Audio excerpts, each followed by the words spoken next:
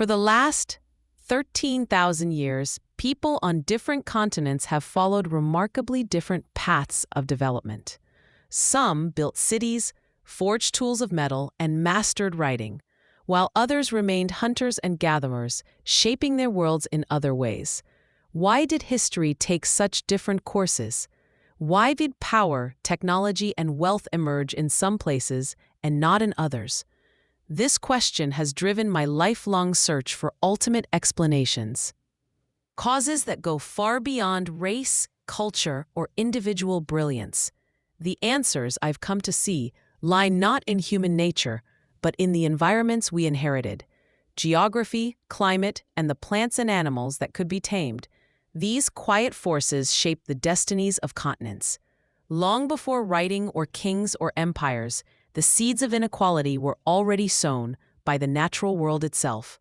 To understand the modern age, we must peel back the layers of history. An onion whose deepest layers reveal how guns, germs, and steel became the tools of conquest, and how chance and environment, more than destiny, set humanity on its many different roads. We all know that history has proceeded very differently for peoples from different parts of the world.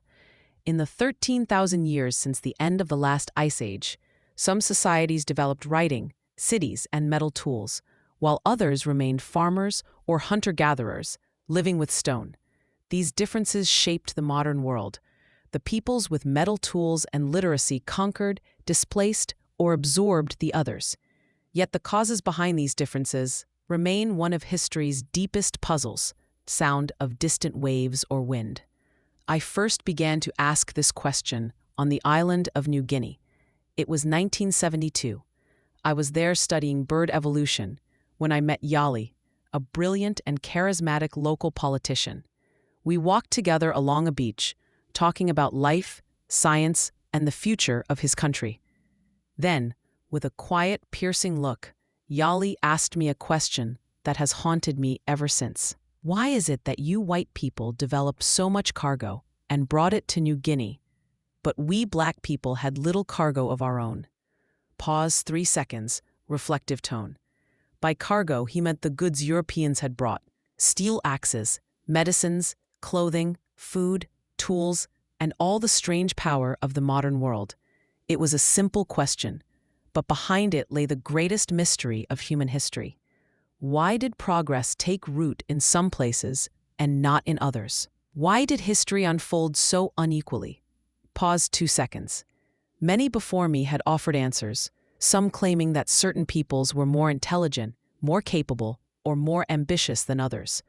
But after decades of living and working among New Guineans, I knew that could not be true. The people I knew there were every bit as intelligent and curious as anyone I had met in Europe or America, often more so.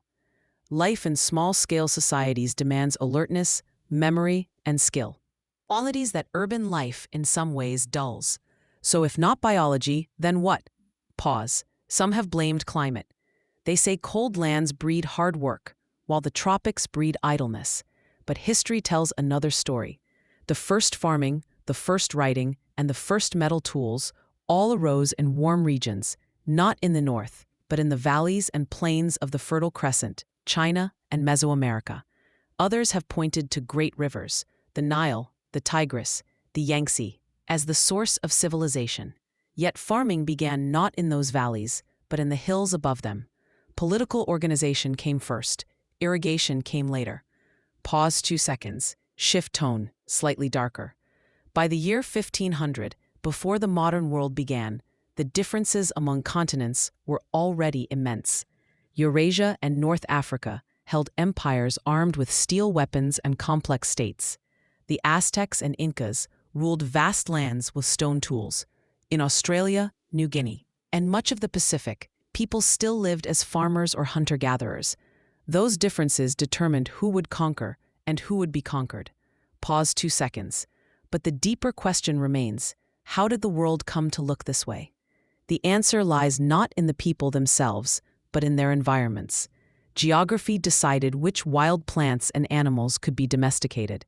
It shaped how easily crops, tools, and ideas could spread. It determined population density, and, with it, the rise of germs, writing, and organized states. Eurasia's east-west axis allowed innovations to flow across similar climates and seasons. The Americas and Africa, stretched north to south, faced deserts, jungles, and mountains that slowed that exchange. Over thousands of years, small differences grew vast. Food production led to surplus, surplus to cities, cities to technology and government. Dense populations bred deadly germs, and those germs, when carried abroad, did more to conquer than any sword or gun. Pause, tone softens. The story of human inequality is not a story of intelligence or worth. It is a story of geography, of opportunity, and the accidents of the natural world. History followed different courses for different peoples because of differences among their environments, not because of biological differences among the peoples themselves. Music swells softly. History, like biology, is a science of causes. It is not just a list of events, but a pattern shaped by deep and ancient forces. To understand those forces is to understand how the world we live in came to be. From Eden to Cajamarca, history has never moved evenly across the world. 13,000 years ago, as the Ice Age came to an end, every human on Earth lived in the same way, as a hunter and a gatherer. They hunted wild animals, gathered wild plants, and shaped tools from stone. They lived close to the land that sustained them. But from that shared beginning, history began to split. In some places, people learned to farm, to build cities, to write, and to forge metal. In others, societies remained small, mobile, and simple. These early differences deepened over millennia until they became the world we know today, a world divided by wealth, power, and technology. To understand how this happened, we must return to the beginning, to the first human migrations and the forces that shaped them. Millions of years ago in Africa, the earliest ancestors of humankind stood upright and began to use tools. From Australopithecus to Homo erectus, they learned to hunt, to use fire, and to wander beyond the continent. Around 300,000 years ago came Homo sapiens, modern in form, but not yet in mind. For tens of thousands of years, humans survived with little change. Then, around 50,000 years ago, came what is now called the Great Leap Forward. People began to make art and jewelry. They carved bone and ivory, painted caves, built rafts, and learned to speak in complex language. From that moment, humanity became truly modern, inventive, adaptable, and capable of reshaping the world. With new tools and imagination, people spread outward. Around 40,000 years ago, they reached Australia and New Guinea, at that time a single vast continent. To get there, they crossed open sea, the first ocean voyage in human history. But with their arrival came change. Australia's great creatures, the giant kangaroos, the enormous birds, the marsupial lions, vanished soon after humans appeared. Their loss would echo through time, leaving a continent without large animals to tame or to farm. From Australia, humans expanded across the globe to the frigid steppes of Siberia, and later across the land bridge of Beringia into the Americas. By 11,000 BC, people had reached Patagonia at the southern tip of the world. And again, wherever humans went, the great beasts disappeared. The pattern was unmistakable, the mark of a species whose tools and cooperation could transform entire ecosystems. By the end of the Ice Age, every habitable continent held people. Yet though all humans shared the same intelligence and creativity, geography began to divide them. Eurasia was vast, stretching from the Atlantic to the Pacific along a single latitude. Its lands supported a wide range of wild plants and animals suitable for domestication. Crops and ideas could spread easily east to west, through similar climates and day lengths. The Americas ran north to south, across jungles, deserts, and mountains. Barriers that slowed the movement of crops and culture. Australia, isolated and poor in domesticable species, could not support farming or large-scale societies. Africa faced its own challenges: deadly diseases, unpredictable rains, and sparse regions of fertile soil. From these differences in geography, the paths of human history began to diverge. A powerful example of how environment shapes destiny lies in the Pacific, in the scattered islands of Polynesia. A few thousand years ago, seafaring people spread eastward from Asia, carrying their crops, tools, and animals. They settled thousands of islands, all sharing a common culture, yet facing very different conditions. On large fertile islands like Hawaii and Tonga, abundant food supported dense populations, armies, and chiefs. There arose kingdoms, temples, and wars of conquest. On small barren islands like Tikopia or the Chathams, life remained simple. A handful of people, no rulers, no soldiers, no need for war. The contrast between two related peoples tells the story clearly. The Maori of New Zealand farmed rich land and grew powerful. The Moriori, on the cold, infertile Chatham Islands, could not farm and survived as peaceful foragers. When the Maori arrived in 1835, they conquered the Moriori completely. In less than 1,000 years, one culture had split into conquerors and conquered, divided not by race or intelligence, but by environment. The same forces played out on a far grander scale in the year 1532, in a mountain city called Cajamarca. There, 168 Spaniards under Francisco Pizarro faced the Inca Emperor Atahualpa, who commanded 80,000 soldiers. The meeting was short and catastrophic. The Spaniards, armed with steel swords, guns, and horses, ambushed the emperor's army, captured Atahualpa, and killed thousands in a single afternoon. Though he offered a ransom of gold and silver that filled a room, he was executed. A handful of Europeans had overthrown one of the world's greatest empires. How was this possible? The Spaniards possessed advantages built over thousands of years: steel, gunpowder, horses, and deadly germs. They carried smallpox, measles, and influenza, diseases born from the animals of Eurasia, which had already devastated the Inca realm before Pizarro even arrived. They had writing, the power to transmit knowledge, strategy, and history. Pizarro knew how Cortés had conquered Mexico and repeated the plan. The Incas, without writing, had no warning, no precedent, no defense. The battle at Cajamarca was not a clash of courage or intelligence. It was the meeting of two histories shaped by environment. One world had thousands of years of agriculture, metallurgy, and dense populations. The other, isolated by mountains and oceans, had grown differently. The outcome was decided long before the first shot was fired. Guns, germs, and steel, the products of geography and chance, determined the fate of continents. History followed different courses for different peoples, not because of who they were, but because of the lands they lived on and the opportunities those lands allowed. Why farming changed everything? For nearly all of human history, people everywhere lived by hunting and gathering. They foraged for wild plants and pursued wild animals, living close to the land and moving when food ran out. Then, roughly 11,000 years ago, something began to change. In a few scattered regions, humans discovered that they could plant seeds and keep herds. This shift, from gathering nature's bounty to producing it, was one of the most profound in our species' story. Only a handful of plants and animals are edible or tameable. Most of the world's biomass, wood, leaves, bark, and countless creatures, is indigestible, poisonous, or too dangerous to hunt. By selecting the few that could be eaten and reproduced, people transformed nature. An acre of land that once fed a few hunter-gatherers could now support 50 or 100 farmers. Farming concentrated calories, multiplied food, and multiplied people. Population growth itself became a force of history. With more mouths came more hands to work fields, build shelters, and raise children. Livestock amplified this advantage. Domesticated animals gave meat, milk, hides, wool, and bone. Their manure fertilized fields. Their muscles pulled plows. The ox, horse, and buffalo turned heavy soils into cropland. In Europe, animal power expanded farming into lands once too dense or tough to till. In the Americas, where no large beasts were available, farming remained confined to river valleys. The transition to farming did more than increase food. It fixed people in place. A mother on the move can carry only one infant. A settled mother can raise several. Hunter-gatherers typically spaced births 4 or 5 years apart.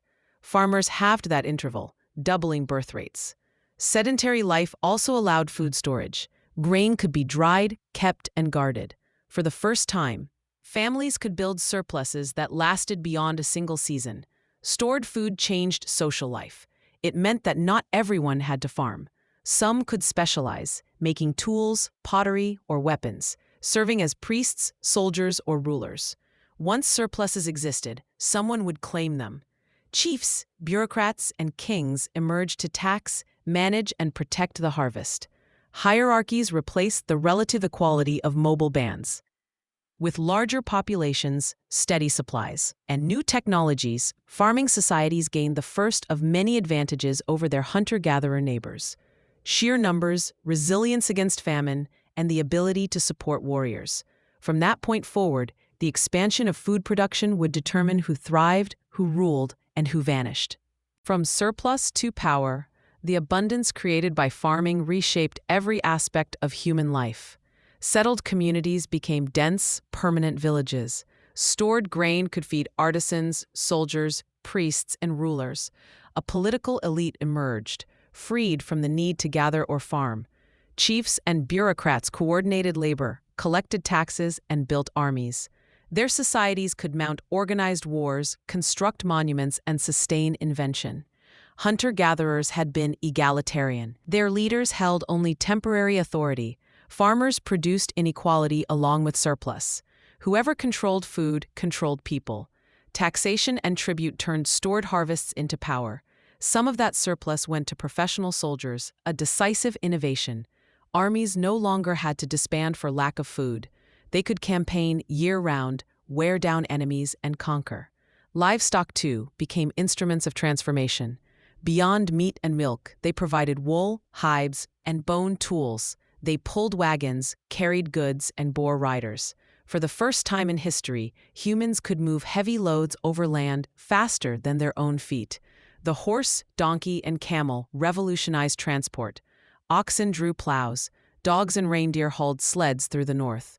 Among these, the horse changed warfare forever. At first ridden bareback, later yoked to chariots, and eventually equipped with saddles and stirrups, horses turned mobility into a weapon. Mounted warriors could strike swiftly and retreat before foot soldiers could respond. From the Indo-European expansions to the Mongol conquests, horsepower decided empires. Camels played a similar role in deserts, carrying traders and armies across Arabia and North Africa. Yet the most lethal byproduct of domestication was invisible. Close contact with animals bred new diseases: smallpox, measles, influenza. Mutations of the microbes that had once infected livestock. At first, these germs ravaged the communities that spawned them, but survivors passed on resistance. When such partially immune peoples later met societies that had never lived with domesticated animals, epidemics destroyed up to 99% of the population. Germs, more than guns or steel, cleared continents for conquest. The chain of causation is clear. Domestication created surpluses. Surpluses enabled hierarchy, technology, and professional warfare. Livestock provided power and transport. Dense populations fostered deadly germs. These forces intertwined, producing the wealth, weapons, and immunity that later allowed a few continents to dominate others. By the time Spaniards reached the New World, their horses, steel, and viruses were the culmination of thousands of years of food production. Farming societies did not conquer because they were wiser or braver. They conquered because their environments had given them the means. Where and how farming began. Food production appeared only in certain regions and at widely different times. A few places invented it independently: the Fertile Crescent, China, Mesoamerica, the Andes, and the eastern United States.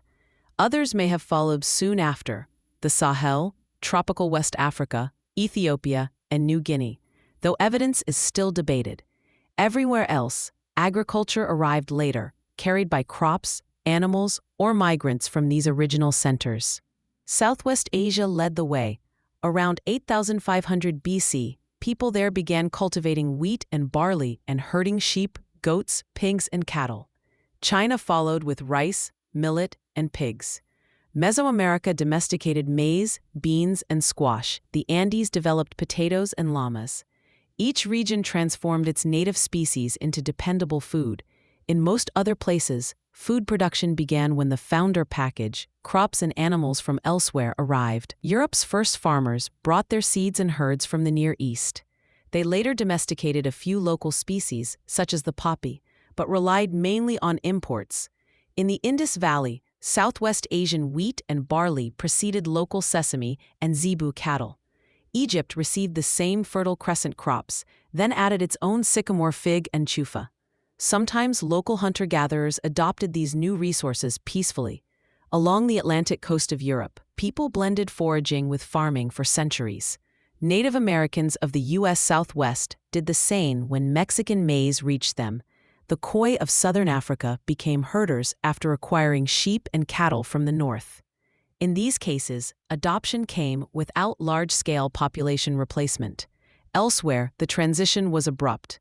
When European farmers colonized California, the Pampas, or Australia, they displaced indigenous hunter-gatherers almost completely. Archaeological evidence suggests similar prehistoric replacements in parts of Europe, the Pacific, and Africa, where incoming agriculturalists brought pottery, new skeleton types, and unfamiliar languages. Farming spread was often a migration of people as much as a spread of ideas. By 4000 BC, the world's map already showed haves and have-nots. Regions with early agriculture developed denser populations, organized states, and technologies that would later yield guns, germs, and steel. Regions without it remained sparsely populated and politically simple until contact with outsiders changed them. The timing and mode of each region's transition, invention, adoption, or replacement, determined its later fate. Why people farmed and how plants changed farming did not emerge overnight nor everywhere. For millennia, people mixed gathering with small gardens and herds. Some regions never adopted agriculture at all. Why did the shift happen where it did? 5 forces nudged the transformation. First, wild foods became scarcer as climates changed and human hunters overexploited game. Second, some regions happened to possess plants and animals suitable for domestication. Third, new technologies, sickles, grinding stones, storage pits, made farming more efficient. Fourth, population growth itself pushed people to seek more reliable food. And fifth, once a few groups became farmers, their higher birth rates and larger armies gave them an irresistible advantage over their neighbors. Domestication often began unconsciously. Foragers naturally favored bigger, tastier, or less bitter plants. When they replanted seeds near camp, those traits were preserved and amplified. Over generations, wild species changed. Almonds lost their poison, peas developed thinner seed coats, fruits grew larger and sweeter. Some plants were chosen for non-food uses, cotton and flax for fiber, bottle gourds for containers. Others, like wheat and barley, evolved so thoroughly that they could no longer spread without human help. Animals followed a similar path. People tamed the friendlier individuals and killed the aggressive ones, gradually shaping species that tolerated human company. Cattle, sheep, goats, pigs, and chickens became mainstays. Horses, donkeys, and camels added transport. Each domestication created new feedback loops. More food allowed more people, and more people meant faster innovation. Still, geography set limits. The availability of domesticable species, fertile soil, and predictable climate determined who could farm first. Eurasia, stretched east-west along similar latitudes, allowed crops and animals to spread easily across its breadth. Africa and the Americas, running north-south through many climates, made such diffusion harder. The result was unequal beginnings that persisted for millennia. Peoples with early agriculture built dense, organized, and resilient societies. Those without it remained few, mobile, and vulnerable. The advantage of the farmer over the forager was not in intelligence or will, but in the luck of place. By transforming landscapes and species, early farmers set humanity on its modern course. From their first gardens grew cities, empires, and the engines of conquest. The story of food production is the story of how we became a species that reshapes the earth to feed itself, and how that reshaping still defines the balance of power among nations today. And so, from scattered gardens and quiet valleys, humanity began to reshape the earth. Farming had given us power, to grow food, to settle, to multiply. Yet this revolution was not shared equally. Some lands overflowed with wild grains and gentle beasts, while others offered none. The story of food was about to become the story of geography, of how the very shape of continents decided who would prosper and who would wait millennia for the plow. In the next episode, we turn the map over and trace the roots of civilization itself, exploring how geography chose the winners and the latecomers in humanity's long race toward abundance.